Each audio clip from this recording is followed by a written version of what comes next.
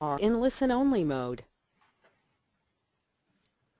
Okay, good afternoon. This is Midvision calling from London.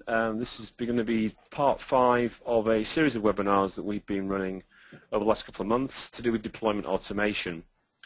Today we're going to be covering a specific topic around Enterprise Service Bus and how Rapid Deploy and our plugin to do with Integration Bus actually works and helps you manage your Enterprise Service Bus investment. My name's Andrew Turner. I'm the VP of Marketing for Midvision, and we've got my colleague here, Andy Howells, who's one of our principals, who's going to be covering the majority of the agenda. So in today's agenda, what we've got is we're going to just cover some webinar logistics initially, and then followed by covering some of the purpose of today's session, so what we're definitely going to cover and what we're not going to be able to cover, unfortunately. We'll then dig into the detail of the content of the particular topic for today's session, looking at ESB and Rapid Deploy IIB plugin. That's going to include also a demo and walkthrough end-to-end of some of the use cases and scenarios that we normally find when we work with customers in this area. And then what we're just going to do is wrap up with a Q&A session and obviously then close the session with just some further updates about what we're doing in the Midvision world. We are recording this session, and the duration of the session should be roughly 45 minutes. Obviously we've allowed a bit of time at the end for questions and answers. Everybody's going to be muted apart from Andy and myself, but if you have any questions during the session, please post it in the window you can see in this graphic here on the right-hand side, which is basically a way of communicating with Andy and myself about which questions you may want to cover at the Q&A session at the end, and then we'll pick that up as you've been logged. So as I mentioned, what we're going to be covering today is a briefing on the approach to using deployment automation for using the Rapid Deploy, which is our Rapid Deploy core platform, with one of our plugins, which is the Integration Bus plugin, and also looking at how you actually deal with the nuances of managing that from a lifetime perspective, obviously given there's quite a few large deployments out there in the world. What we're not going to be able to cover, unfortunately, today, given the time we've got, is a full deep and wide introduction and deep dive of Rapid Deploy, but we will obviously, if you've got some interest in doing that, we can obviously do this as a follow-up session on a one-to-one or one-to-few basis. So without any further delay, I would like to introduce you to Andy Howells, one of my very esteemed colleagues, and over to you, Andy. Thanks very much, Andrew. Okay, welcome everybody. Okay, so I'm going to dive straight in here. Rapid Deploy is Midvision's application release automation tool, okay? And what we're going to do now is I'm just going to talk through a little bit about the architecture of Rapid Deploy. So what we have is we have a core application framework which provides a number of key features, such things as user and group access, so role-based privileges for performing certain actions and accessing certain environments. So for example, only allowing certain groups of users to deploy to production. The core framework obviously gives you the ability to perform deployments and provides a full audit trail of the actions of the user using the toolset. Okay, it provides a mechanism also for performing snapshots of a variety of different technologies, so that's not just IIB and WMB, and I'll be showing you the snapshot functionality later on. And of course it has it has the ability to integrate with all the plugins that Midvision provides as well. And on that basis there are 5 main categories of plugins, and these are ever expanding and evolving. So all plugins come with their own library of commonly used tasks and wizards for creating environments. First off, we have the target plugins. So these give us the ability to configure the logical representation of our deployment target. So this could be a broker or a queue manager or a physical host or even just a script, right? And then we've got our transport plugin. So this gives Rapid Deploy the ability to use different protocols to perform deployments to target. So we've got an SSH plugin, and we've got our own Rapid Deploy agent as well. Okay, so then we've got cloud-based plugins. So these extend our capability to be able to connect to cloud-based providers, so things like exploiting AWS, Amazon Web Services, or Chef. And then we've got our toolchain plugin. So this is our way of interacting with other enterprise applications, such as source code management. So the likes of ClearCase, SVN, RTC, or build engines, things like Jenkins or Cruise Control or Maven, or artifact repositories. Again, example out there, Maven. And then finally on here we have our business intelligence plugins. So these give Rapid Deploy reporting capabilities or environment visualization, enhanced comparison functionality, so things like Beyond Compare or Jasper reporting. Okay, so next one, IIB experiences. So what are the insights and challenges that many of our customers face with using IIB or Message Broker? First one on the list there, we've got manual deployments. Okay, so many organizations still deploy things manually. This is extremely prone to errors throughout the entire route to lifetime and is also extremely time consuming, right?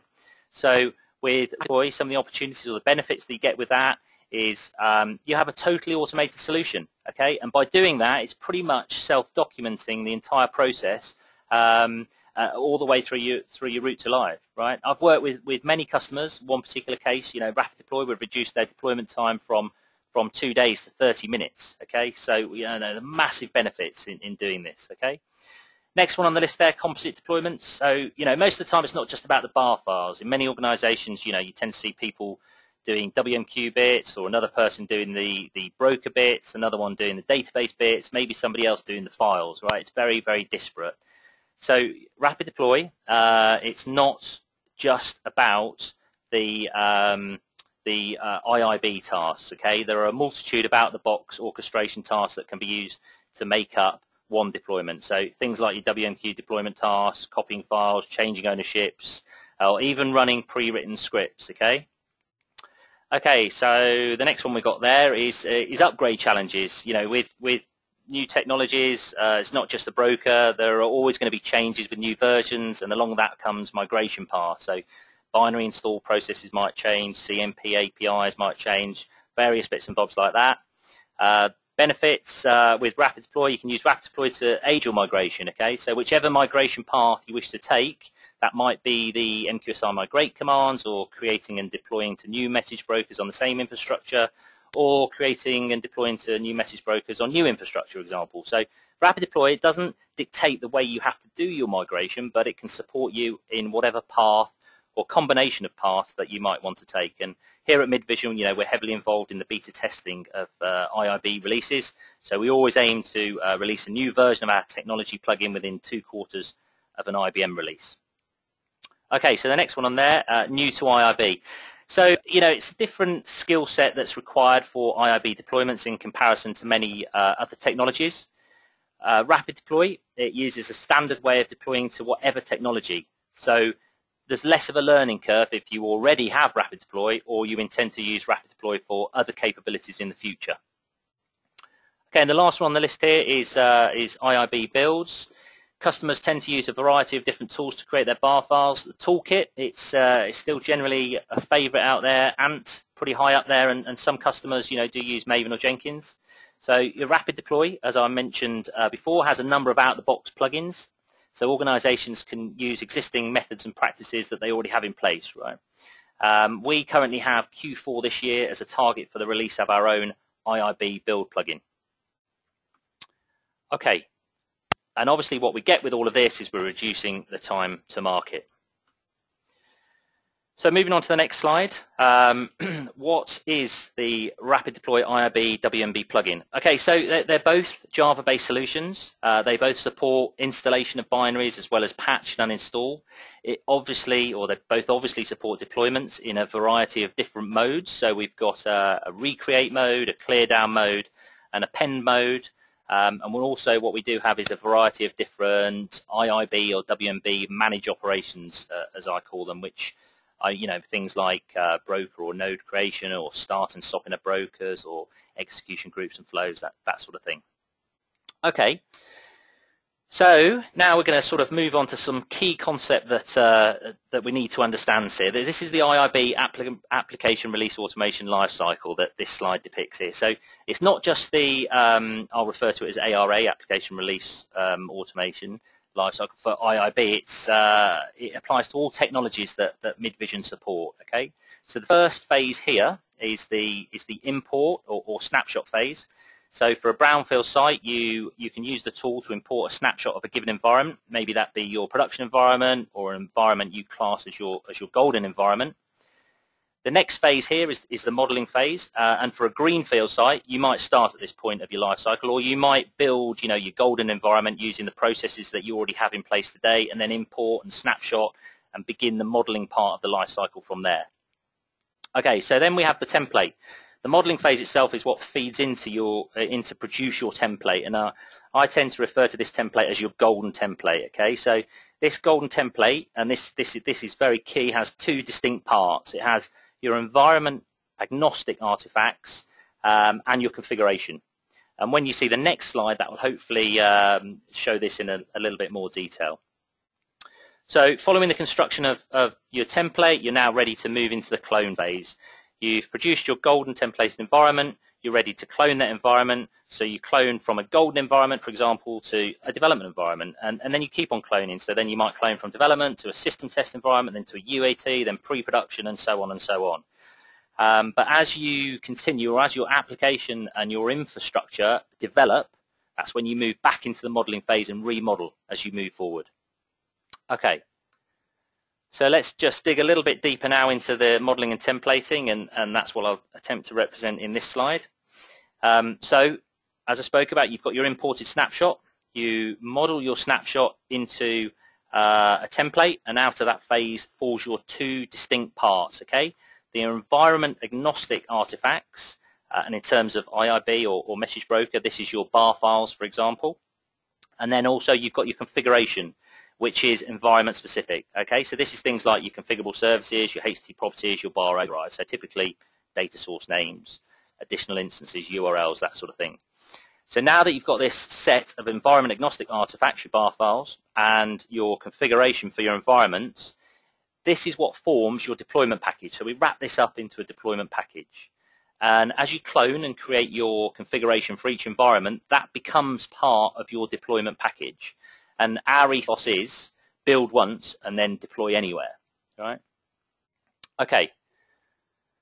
So we'll move on to the next slide and going a little bit deeper again now into the cloning phase of the application release automation lifecycle. So we have our imported snapshot or snapshotted environment. We've modeled and templated it. We have our golden configuration and our common artifacts, and we can now clone this to produce the configuration for a development environment in this case. Now, this golden configuration and the common artifacts, they're version agnostic, so message flows, message sets, ESQL, they run without change from version 7 and version 8 to version 9. So you can take your golden template that you've created from modeling your version 8 brokers and clone that to a version 9 environment and use the tool set to build and deploy your package to your new version 9 environment. Okay, and we're going to be showing you a little bit of this in the demo. And on which point, I'm going to move into doing some demos here now. I've got some pre-recorded demos, and the main reason for pre-recording them is so that I can fit as much in to the allotted time slot. It enables me to skip through little bits that take the time. I'm deploying out to a VM, which is running on my Windows machine. I've got RapidDeploy running on Windows, but I'm deploying out to a target Linux environment on my Windows machine. So it enables me to just claw back a little bit of time there. Okay, so as mentioned, there's two parts to this demo. We've got the create, deploy, and snapshot of an IIB9 broker, and then part 2 is the clone IIB9 development broker to produce a UAT or QA broker. So let's move straight into part 1 of this.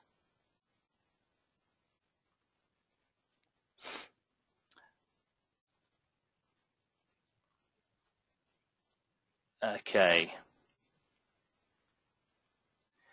so this is my target VM here now. And what do we currently have on this box at the moment? So if I SU to my MB admin, so my administrator, we can see that we've got version 9 of Message Broker on this box at the moment.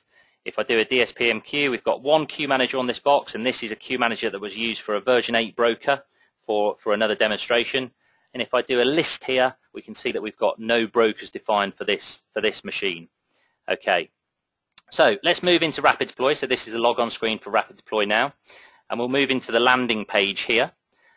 So on this landing page, quite a bit of information here. We can see that we've got all job reports that have been run over a period of time, and on the right-hand side we can see today's job reports. If we scroll up a little bit, I can see here, I haven't got any assigned tasks to me at the moment, but this is where I'd see if somebody had assigned a task for me to approve.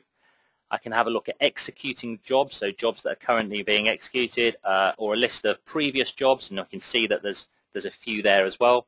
We've got something at the top here called deployment plans. This gives you the ability to batch up targets or multiple deployments into one target and deploy those out. So let's now move into the project screen, and projects is a key thing for rapid deploy. Here is a project called IIB 9 Create and Deploy. This is the one we're going to be mainly working with today. Okay, I've got a WMB Create and Deploy project there, which is for my version 8 one, and I've got some WMB binary install and uninstall for version 8, and some IIB binary install and uninstall. Not part of this demo today, but I have used these projects to deploy out my binaries to my Linux VM. Okay, so let's go into the edit option here for this IIB 9 Create and Deploy project. Now this is just a shell of a project, okay? There's actually nothing behind the scenes to this at the moment, and this will become more apparent. So this is my general tab, and as you'd expect, general information about the project. So we've got things like a description, a name, who owns it, where the logs are, that sort of thing. This is a code deploy project, so we're going to be deploying out code as part of this project. And here's my orchestration file name, okay? Now, an orchestration file or an orchestration concept is we've got a whole lot of tasks for this particular project that make up or will be executed at deployment time. So if we click on orchestration here, we'll see those tasks, okay? We've got two tasks within this orchestration list at the moment, initialization task and finalization task. Initialization task will, when we're on our target machine, in this case the Linux VM, it will unjar or unpack the deployment package on that target, and the finalization task will clean it up at the end. Okay, so we're not actually doing anything on that target with this orchestration at the moment. We're not affecting that target at all. Okay, as I said, this is just a shell of a project. Here's my SCM repository tab. So this is where I could link into something like ClearCase or RTC or something along those lines. I'm just using the file system for this particular demo. So we can see that my project root directory is within the text box there, and we'll be looking at that in the file system in a second as well to show you there's nothing behind the scenes. Okay, so artifact repository. Again, I'm just linking up to the local file system here. So this is where my deployment packages will be. And again, I could be linking out to some other repository tool. This is my build store. So this is where my deployment packages are going to be. My deployment packages are going to be called this, which is IIB 9 Create and Deploy, and they're going to be stored within the build store location. I'm not going to go into promotion store at this moment in time. Okay, then we click on build. I haven't selected a build tool for this particular project, and this is where I might link out to Cruise Control or Maven. We're just going to be using Rapid Deploy to create my deployment packages here. Okay, so we'll click on product now. And I've already pre-configured here. This is, I've selected my product. It's an IBM integration bus project. This is where my configuration files will be at the root directory of my project, WMB config, and this is where my bar files will be, WMB topology. Okay, so on the environments tab, as I said, it's a shell of a project. No environments have been created at the moment. So there's no environments found for this project, and there's no build packages either, no deployment packages, okay? Groups I'm not going to go into right now. So let's have a look at the file system.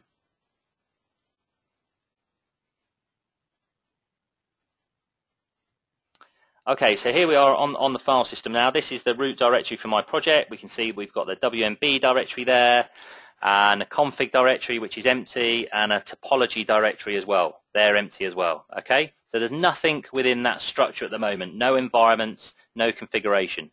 Back into Rapid Deploy, we're going to select environments, and we're going to click on New Environment.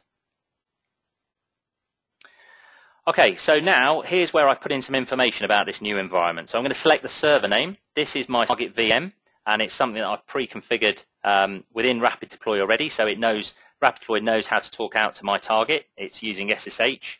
Okay, and then we're going to put in some information here. I'm calling this environment the same as my broker name. This is my queue manager name, the instance name, and this is my application name. So I've got some bar files that relate to some flight create query application. So we'll stick that in there. Now these, what I've just entered in here, this make up the names of your files behind the scenes, okay? So we click on next, we're going to select what type of template to use, and we're going to use the IIB create configure deploy template. So we'll select that now, and this is where we put in all the information about this one particular target. So this is where we're going to be putting in the broker name, queue manager name. So we'll take the broker name, let's add that in there.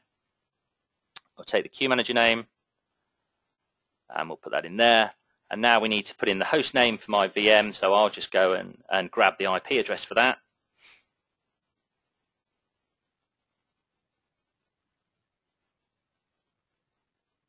Okay, there's the IP address. And we'll pop that in the host name. I want to create this queue manager on port 1515. Let's just go back to my notes, double check that. 1515, so we'll put that in there. The IIB version is correct and the installation directory is correct as well. Okay, so let's have a look at deployment settings. So this is where I mentioned previously about the different types of deployment mode. We're going to be using deploy mode recreate, which will remove the execution groups if they exist and recreate them. We've also got the append mode, which will just deploy on top of the execution groups if they already exist, so it won't remove them. Or we've got clear down, which will remove everything within the execution groups, but not delete the execution. The execution group will keep its properties that have been set to it. We're not using a default bar store as part of this deployment, and we'll leave everything else as default. So we'll scroll down a little bit. We're not configuring SSL to talk to this particular message broker, but you could do that. We're going to create 2 execution groups as part of this deployment as well. So the first execution group we're going to call create. And the second execution group we're going to call query. Now you can see also within there we've got a deployment mode as well, so we could actually specify a different deployment mode at the execution group level. So we might want to just have some as recreate and some as clear down and some as append. Okay, bar file overrides. I'm not going to configure any in here. I'm going to be showing you a little bit later on how we can do that via a different mechanism. HTTP properties, we're not going to set any of those, or configurable services, we're not going to set any of those here either. And within the create message broker settings here, so this is all the information you can put in here, service user ID and password. You might want to enable admin security in here, but we'll leave all the defaults as they are. Okay, so we'll scroll down. So now we're going to go into the last bit on here, which is the orchestration details. So now I'm going to be populating my orchestration file with what I want to do as part of this project. Okay, so if we select the drop-down list here, I'm going to select the bottom one, which is create and deploy to message broker. So this is a demo, right? So you wouldn't normally do a create and a deploy in one project, but this serves a purpose. You'd have create as a separate project, deploy as another project, because deploy you do time and time again. Create is generally a one-off thing. The operation, create and start broker and listener. So we're going to create a broker, create a queue manager, create a listener for there, all as part of this one particular orchestration. And then the working directory is a place on my target where I want all this stuff to happen. Okay, this is where it's going to explode the deployment package and do everything within the orchestration file that I've asked it to do. So let's click on create environment, and now that creates all the configuration behind the scenes on the file system, because that's the plugin that I've used for this particular project. If I'd selected ClearCase, it would have done it via ClearCase. Okay, so now we can see we've got an environment there. If we click on edit, the little pencil icon, we'll go into this project, we'll select resources and files, and we're now looking at the file system. So this is my top level directory for my project. There's my WMB directory, config, and we can see we've got some files in there now. So the important one here being the dictionary file. Okay, so the dictionary file should contain everything that is specific for this particular target. So I've got things in here, my broker name, my queue manager name, my host name, the version, binary install location. Now, if there are things in here that are going to be the same, all of your target brokers, we'll take them out of here and we'll put them in the template. Okay, there's a template file which you'll be seeing a bit later on, and it's underneath this directory here. Okay, so we can see the template XML file there. What we do have here is we've got a create and a query folder that's been created. So this is my topology. They represent execution groups. And what we've got in there is we've got some template bar placeholders. We're going to go onto the file system now. We could use the tool to upload the bar files, but we're just going to go onto the file system because I want to show you the structure with underneath here, which is exactly what we're looking at on the left-hand side. There's my template.bar. I'm going to remove that. It's just a placeholder, and I'm going to remove that one as well. And then I've got some bar files that I've already got within here. So we've got a create and a query. So we're going to take the query. So we've got a bar file and an override file in there. Let's place those in there. And let's take the query as well. Okay, and we'll put those in there. Okay, so you can see here that we've got the bar file and a .ovr file. So if you have a .ovr file, the same name as your bar file, it will automatically get picked up at deployment time, and the bar file will be overridden with whatever overrides are set in here. And they're just standard normal overrides. Same syntax as you would normally put in an OVR file. And here's our example of one. So we've got some additional instances set up here, 3 additional instances, and a commit count of 5 for this particular target, for one of the flows within that bar file. And then we have a look at the create, and there's just one override in here, additional instances set to 1. Okay, so we've got everything now within our structure to deploy out, to create and deploy out to this target. So we go back into Rapid Deploy, click on the back button. We're now going to go into packages because we didn't have any packages. We now need to create a package. So let's click on the create package. And there we go. It's created us a deployment package. So there we go. We've got the deployment package. It's got everything in we need. So now we want to physically deploy this out to our target. So there's 2 ways that we can do or get to that particular job. We can go to the menu option on the left-hand side here and go to Jobs, New Job, or we can click on this little icon on the right-hand side, which will take us to the new job screen, but pre-populate with the current project that we're on. So there we can see we've gone to the deployment selection wizard. It's got our project selected, and we've got one target configured within here. There's our server. Underneath here, we've got our environment, our instance, and our application. So I'm going to click on the application now because that's what we want to deploy out. Okay, it's selected that for us, so we'll click on Next. Here's where I would select the deployment package that I want to deploy out to this target, and we've only got one. We've only created one so far, so I can only see one. It's selected that for us. There's other options on here which I'm not going to dive into right now. We'll click on Next and go over to Batch Settings. So if I was deploying out to multiple targets or different technologies, then I could order them here. We've only got one, so we're only going to be deploying one out. Deployment specification, so I might choose here to schedule this deployment. I might want to deploy every Friday night to the system test environment to rebuild it back to a known state because we've had the developers on there all week messing around. Okay, but we're not going to do that. Okay, and then we'll cancel out of that and we'll click on Next. Comparison snapshot. So this gives us the ability to take the deployment package that we're deploying out, that we've selected, and compare that to a previous deployment package. But we haven't got any, so we'll go onto the confirmation screen and we're going to click on Execute. And yes, we want to perform this deployment. Okay, so now this is going to take us to the executing jobs screen. So we can see that we've got a job executing now. It's going out to our Linux box. If we look down here, we can see the files that it needs on the target. So it transfers a number of files over to the target. We can see that it's transferring the IIB create and deploy package 0.0.1. That's taking that over to the package, and now it's running the initialization task, which we saw within the orchestration file earlier. We saw initialization and finalization. It's got 2 extra tasks in there at the moment, create and start broker and WMB deployment task. And we can see at the bottom there as our log. It's in debug mode, so we see a lot of information in there. Okay, so what we'll do is we'll just dive back into the project now whilst this is running. So we'll go back up here, menu, resources, projects.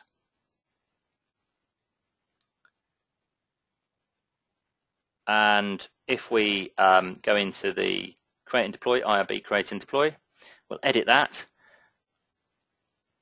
And we'll click on the orchestration tab. So now there was only 2 tasks in there before. We can see a number of tasks, right? The red crosses obviously mean it's disabled. The ticks mean that the task is currently enabled. So initialization task and finalization task were already there. We've got create and start broker, and then a WMB deployment task, which is deploying the bar files and doing all the overrides for us. This was created based on a template, so we've just put some other tasks in there that you might well want to do as part of your deployments. Things like copying ODBC files over to a target, or maybe broker profiles, user profiles over to a particular target so it runs the MQSI profile, or even just changing permissions of files, that sort of things. These are all currently disabled, but they're just there as a reference in case you wanted to do something like that. Okay. Right, so now we'll go back to our jobs, executing jobs screen, and see where we're at with the deployment. So it's still running at the moment. We can see that it's finished the create and start broker task, and it's currently doing the WMB deployment task. So that is where it's going to be creating the execution groups, taking the bar files, overriding them, and deploying those out. And as we can see at the bottom there, it is deploying to an execution group at the moment. It's deploying the create bar. So it's halfway through the WMB deployment task. Right, so what we'll do now is we will go over to the Linux VM, and we'll just do a DSP MQ on here. So now we can see we have that second queue manager, the QM IIB9 broker dev.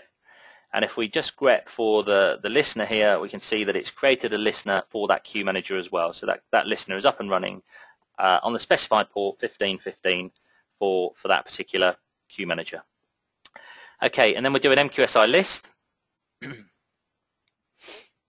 This, as I said, is running out on a VM on my machine, so it's a little bit slow. So there we can see we've got a broker, IIB9 broker running on that particular queue manager.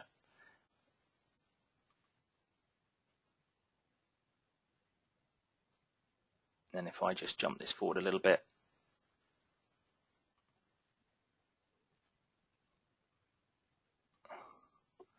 Okay, so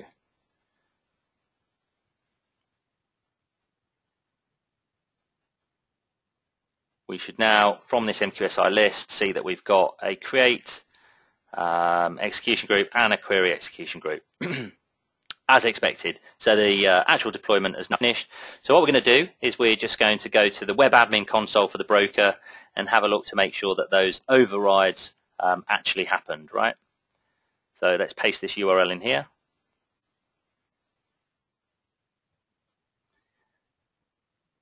Okay, let's have a look at what we set for that override. And the query one, we set the additional instances to 3 and the commit count to 5.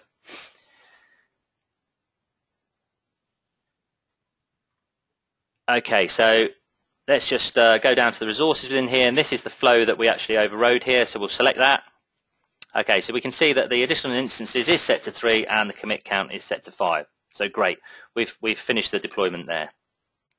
Okay, so what we're going to do now is we're going to take a snapshot of this environment.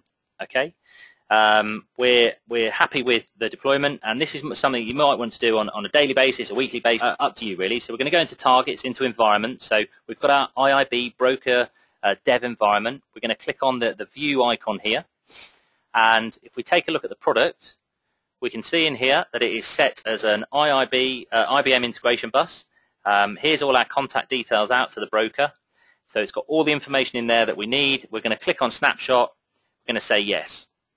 Okay, so now the snapshot has been kicked off. So what's this doing? We're going over to our target IIB9 development broker, and we're pulling back all the information we can pull back about that broker. So we're going to pull back all the configurable services, all the HTTP properties, the execution groups that are deployed there, the flows that are deployed there. We can even pull back things like the nodes within the flows and properties about those nodes as well. Okay, so that information all gets sucked back from the broker via the snapshot mechanism and stored within a file within the rapid deploy structure.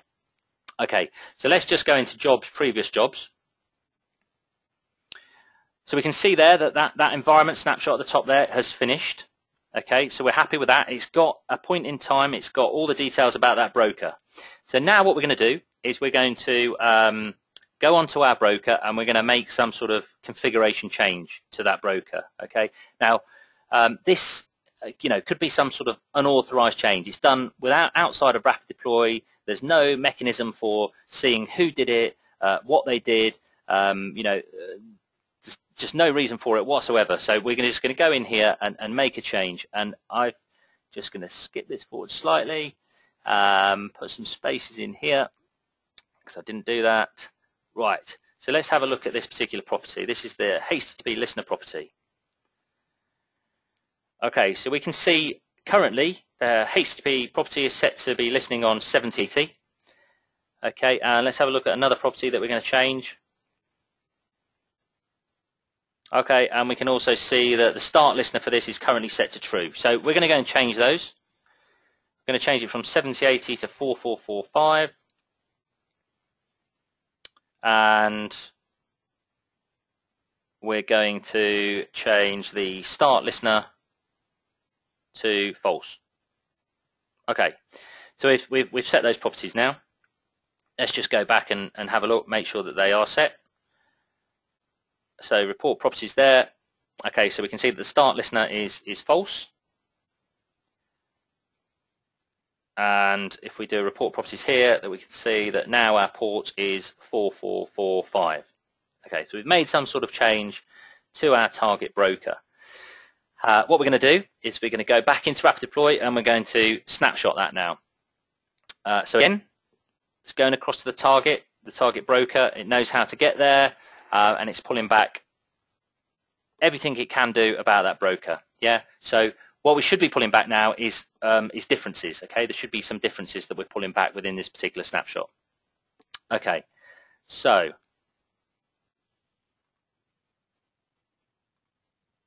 right. Let's go into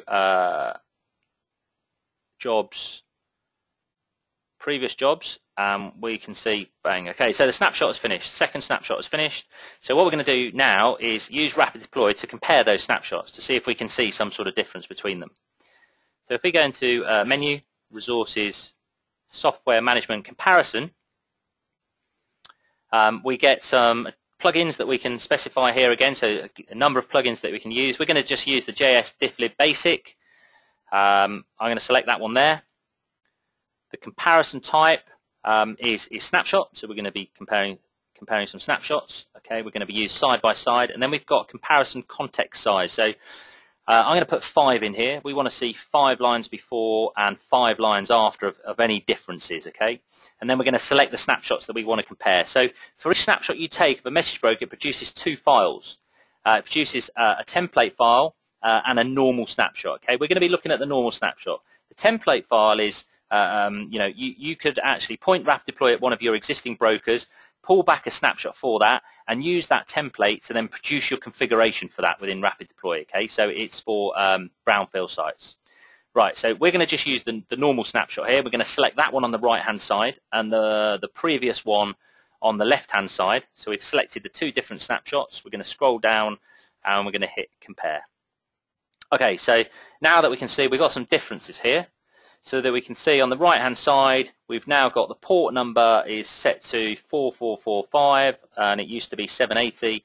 And we can also see that on the right-hand side, there seems to be an additional parameter that's set here because true is the default. So we can see that the start listener has now been set to false. Okay.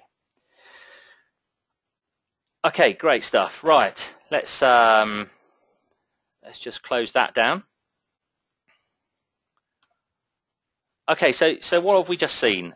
We started off with a Linux virtual machine with MQ75 binaries and an IIB9 binaries. We've just created an IIB9 development environment using Rapid Deploy, and we created a deployment package and deployed out to that, which created our broker. It deployed some configuration to our broker, overrode the bar files, and then with that, we snapshotted that target environment. We made some unauthorized change to that environment. We re-snapshotted the environment, and then we used Rapid Deploy to actually see what the configuration drift was there. Okay, right.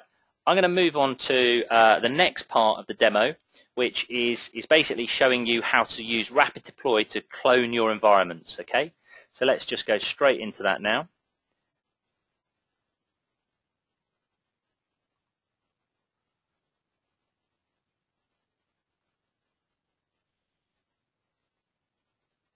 Okay.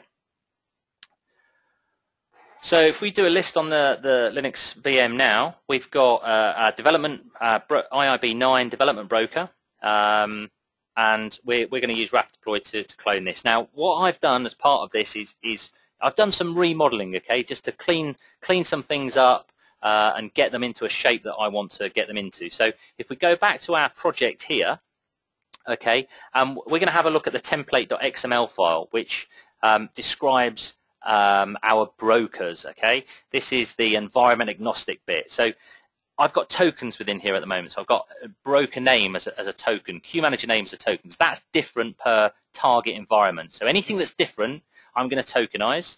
I've decided the installation location is going to be the same for all my targets, right? That's what it's going to be. So I'm going to put it in my template, and I'm going to take it out of my dictionary files. It's not specific per target, right?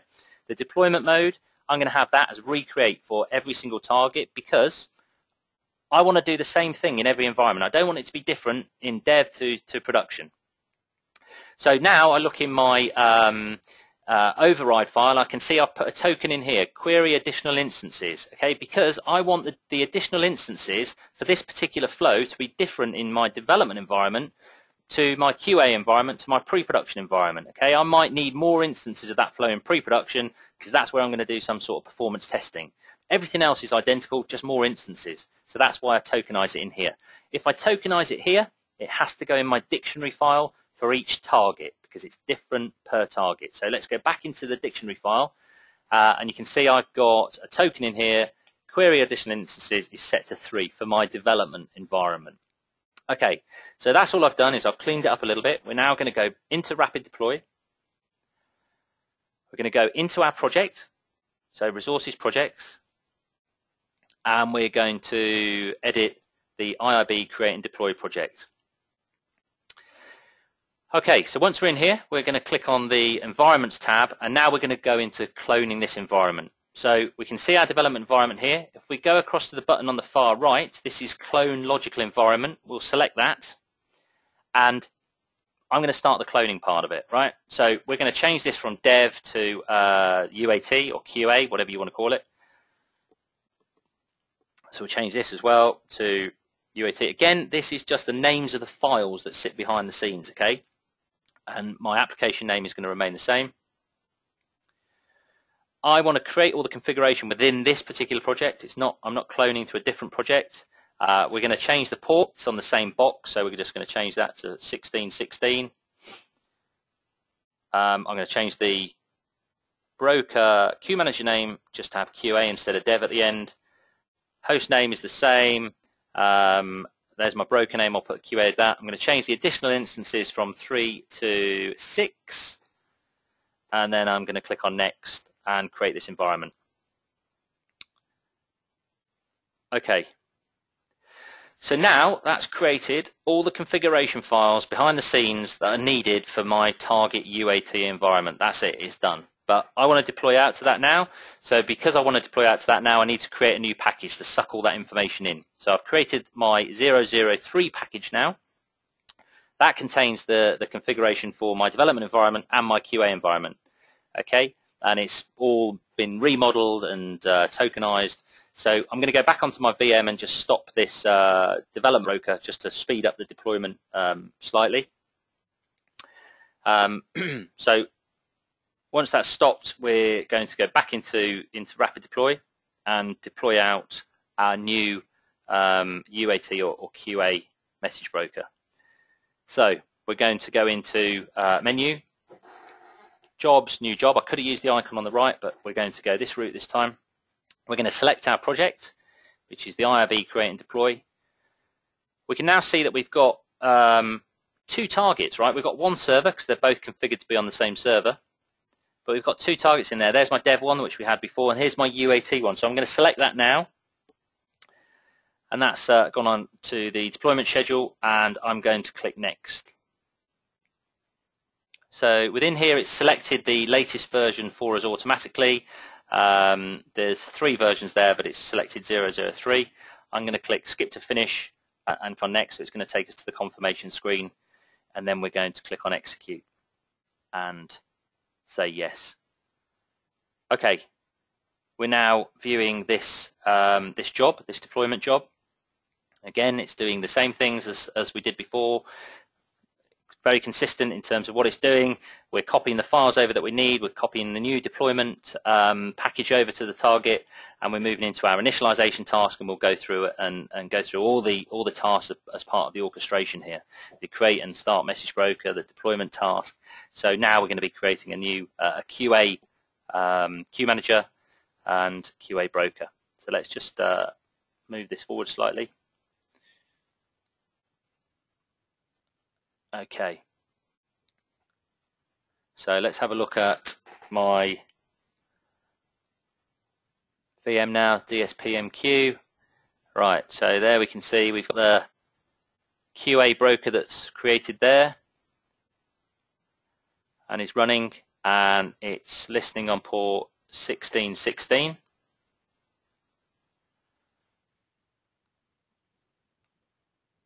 As expected, so we'll do an MQSI list, move that across, and we can see it's in the deployment task at the moment. So again, it's going through and creating the execution groups, overriding the bar files, etc., etc. So let's just move this forward.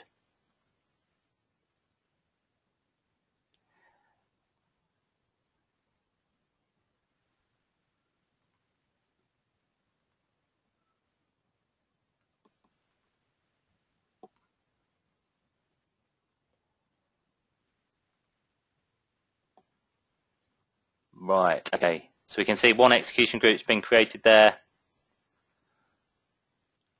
and we do an MQSI list again now. Okay, so we've got the create and the query execution group that have now been created on our QA broker. Okay, so let's just move back into the web admin console. And we'll just refresh that now.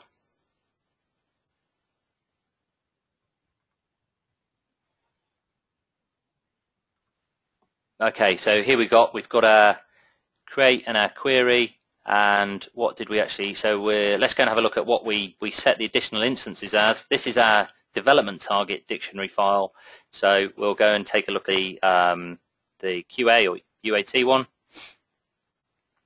and I think we set that to 6. There we go, there's the dictionary file for it.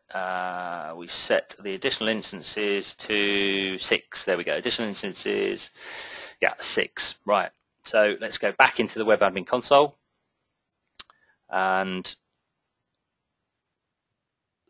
go down to the flow. So we'll go into resources, and we'll click on the flow itself.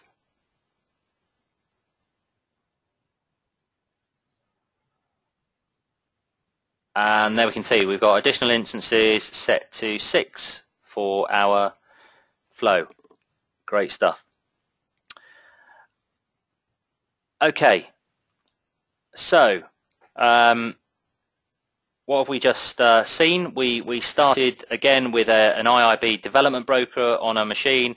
We used Rapid Deploy to clone the configuration for the IIB 9 development broker and produce the configuration for the UAT or QA broker itself. We then created a deployment package and deployed that new deployment package out to our UAT QA server, and that created the broker for us, the queue manager and the listener, deployed the execution groups and did all the override files for us. Okay, that basically concludes the demo. I'm going to hand back over to Andrew now for Q&A. Okay, thanks very much, Andy. That was an amazingly comprehensive demo. given the timeline. So a lot of depth and breadth there. So hopefully everybody that's on the session enjoyed that. Looking at the questions, we actually haven't got any questions currently being posted. So, but as we said a bit earlier, if you do have any follow-ups, then please do let us know anything that we reflect on after the session. So just to finish off, just a bit of a kind of a bit of an update on what we're doing in the market. We mentioned this at our last session, but actually we just recently got some recognition in the market by Gartner. They've actually appointed us as the cool vendor for 2014 for DevOps. I don't know how many people on the call are involved in any DevOps or continuous delivery initiatives, but we're very pleased we've received this recognition by Gartner for some of the stuff we're doing globally with a lot of different customers across different industries: banking, insurance, healthcare, retail, energy, etc. If you're completely new to Rapid Deploy, obviously we've got quite a comprehensive website, and we just this is the domain name there. If you do actually want to try Rapid Deploy out, we have a community edition for free, which allows you to deploy Rapid Deploy within your environment on premise or on AWS, as Andy mentioned a bit earlier, for up to 5 nodes, completely free. And maybe you want to meet us in person. So during June, next couple of weeks, we're going to be over on the east coast of the US in Boston and in New York. And we're going to be working with one of our strategic partners, which is CloudBees, with the Jenkins community. We're going to be at the Jenkins User Conference, and we've got a one-day continuous delivery summit on the 19th of June. So if anybody pop in and see us there, that'd be great. The following week, we're going to be doing a similar types of event, the Jenkins User Group for Europe and the Continuous Delivery Summit on the 24th and 25th, which is actually going to be in Berlin in Germany. And just to finish off, we obviously have found quite a very positive reception to the webinar series we've done on deployment automation. So we're going to be publishing our next series of webinars before the end of June to explain how we're doing the application release automation area, but also we're going to be doing some more stuff on DevOps and also on continuous delivery. So if you keep posted, we'll contact you via email and keep you posted on what we're doing in the future. So without any more ado, thank you very much for attending the session. Thanks to Andy for doing a great job on the talk through on the domain. If you've got any follow-ups you want to do, please contact us and we'll be happy to help. Thanks very much. And have a Andrew, sorry. Are you still there? Sorry. It looks like we might have had a couple of questions that have come through. All right, okay. Can you see those? I can't actually see them, no, so you have to be the facilitator and the answerer potentially, unless you've got other questions. Okay, so questions you got? Okay, so I can see.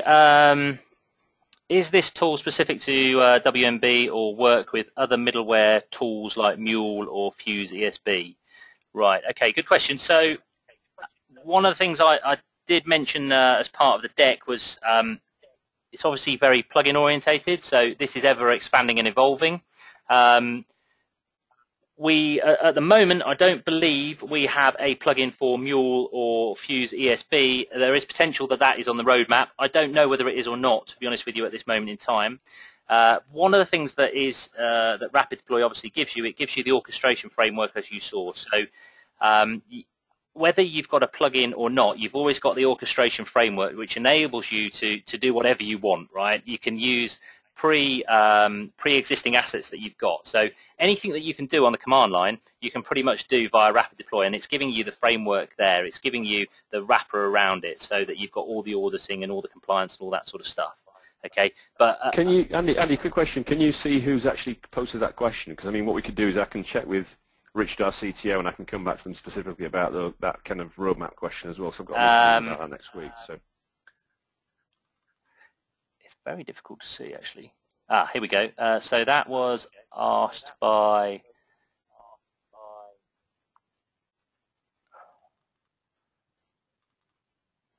Suji. Suji, okay. No problem. Yeah. Okay. Okay. We'll come back to Suji next week about that if that's okay. That's fine. And then there's also a question from Mitesh here as well. It's very difficult for me to read this question. Here we go. So we have 10 production distributed brokers with same bar files and same queues. Each queue manager has a couple hundred cluster queues, same queues on each queue manager. When we deploy in production, we do rolling deploy. From one queue manager, remove all queues from the cluster, deploy bar files using scripts, verify deploy was successful, put queues back in cluster and move on to the next one. Every week we have 2 deploys on different days. How do we automate this scenario using rapid deploy? Okay, that's a good question. I think I understand the mechanism that you're doing for deployments, and with the ability that you get with rapid deploy to schedule deployments, then all of that sounds possible, because all of the clearing down of queues, all of the recreating of clustered queues, and what you can obviously have there is you can have an MQSC file with all your clustered queues in it, with the cluster tokenized. Don't know whether it's different per environment, but it might well be, so that we can actually deploy out to a different cluster on different machines with different cluster name. Then obviously we've got the deployment of the bar files, which is covered by the IIB or WMB plugins. So all of that to me sounds totally feasible within rapid deploy and within the orchestration framework and within the scheduling framework that we've got within the tool as well.